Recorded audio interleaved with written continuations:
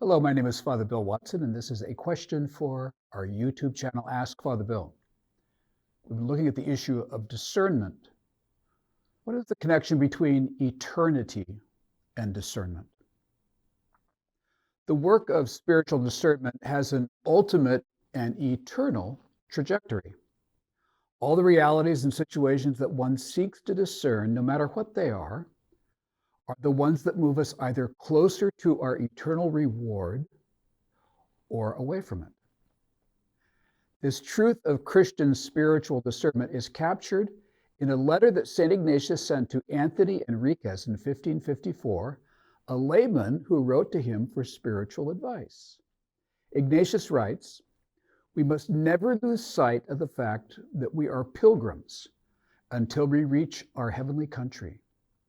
And we must not let our affections tarry in the hostilities and the lands through which we pass, lest we forget our destination and lose our love for our last end." End of quote.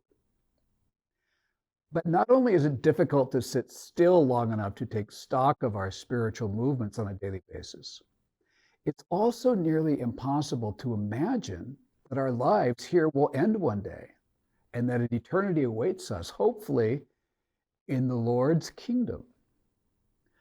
The film director Woody Allen once said when he was asked if he believed in heaven that he just wanted to stay in his apartment. I think that cleverly captures our era's loss of transcendence.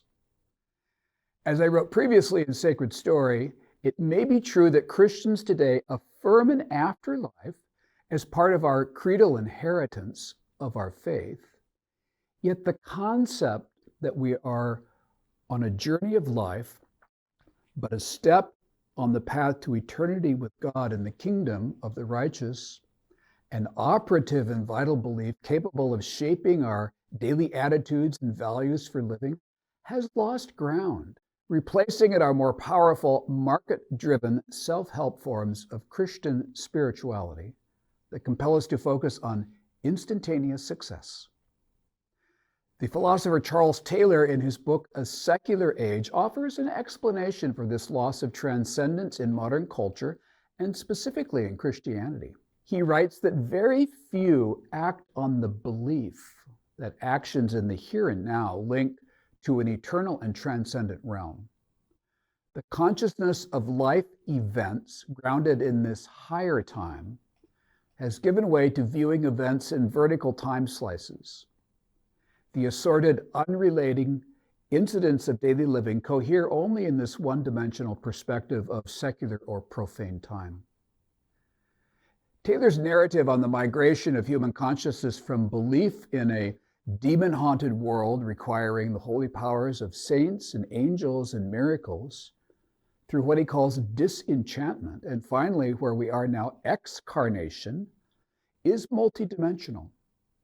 He states that along with a flattened time consciousness comes the innovation to conceptualize the business of daily life as exclusively intrahuman between persons.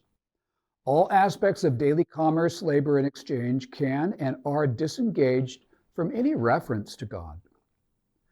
This interpretive lens allows human imagination to unchain itself not only from God consciousness, but from all meaning making that relies on God as source and as end.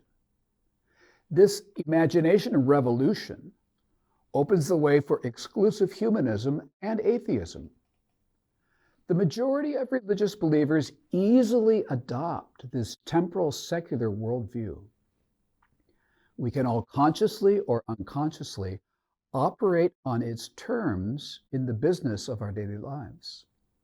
To varying degrees, we are all somewhat buffered from both the transcendent and the world of higher time. It's not that Christians and Catholics don't believe in God or an afterlife. Rather, what generates passion, energy, and interest and meaning is skewed in favor of the visible, material world and not the kingdom to come. When you begin to look at the consequences of all of your thoughts and words and deeds, as ultimately connected to an eternal realm, then you have become a discerning life.